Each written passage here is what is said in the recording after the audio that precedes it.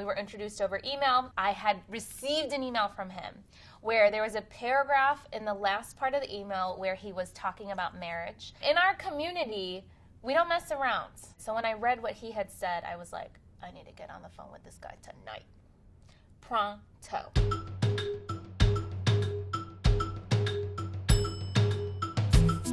After seeing my friends in arranged marriages and seeing how great their marriages were, I was like, well, maybe I can give it a try too. So why not, right? Like, you know, it's like dating. You give it a try. And then I did give it a try, and then it was great. We had great chemistry. We met on Facebook. We met on Facebook on this group. It was called like African American Muslim Marriage Connection. Whenever I met guys, I immediately would be like, go talk to my dad first. At that point, I had talked to enough people that I understood that I need to talk to more than just the girl. I need to like talk to her family to kind of get a feel for like, what's the dad like, what's the mom like, what's the home life like, you know, what are their attitudes about different things, because that tells you a lot about who they are and where they come from. I remember one time we were talking and I was like, okay, I have to go pray. And then, so I went to pray and I came back. It felt like a few hours later. I was like, I have to go pray. And he was like, no, you prayed already. And I was like, no, that was a night prayer. Now it's a morning prayer. It's 11 o'clock on a Saturday night, I remember. The skies parted.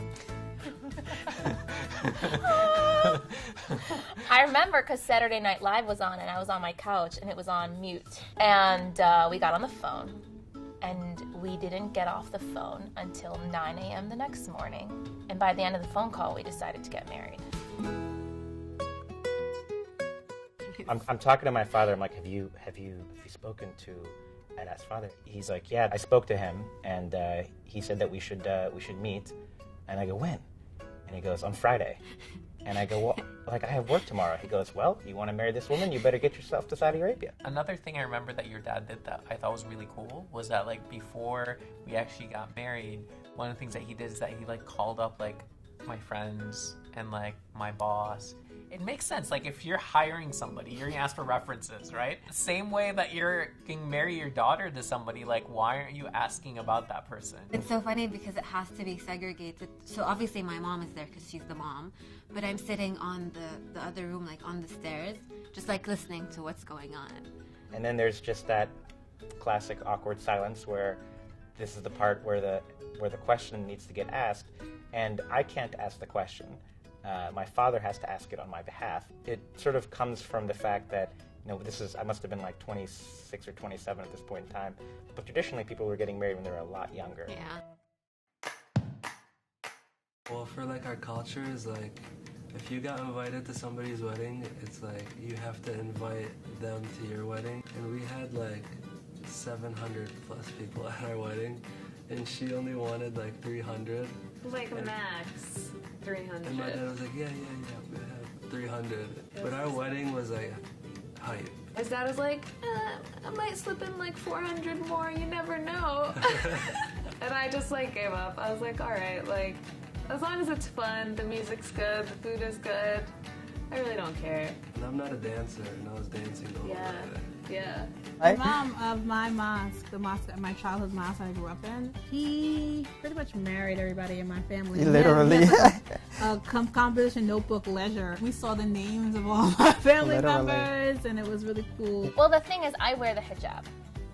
And at our wedding, I wanted to be able to remove my hijab. And I can't do that in a mixed setting, but I can do that if women are in one hall and men are in another. And Ahmed was like, that's stupid. The reason that you get married and have a wedding is so you can be together on your wedding day. We talked about companionship and how there's a marriage of equals and we're doing all these things together and it's about us, but wrong.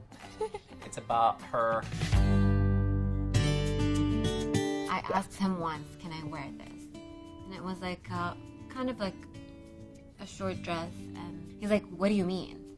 I'm like, is it okay if I wear this? He's like, don't ever ask me if you can wear something, or you can do whatever you want.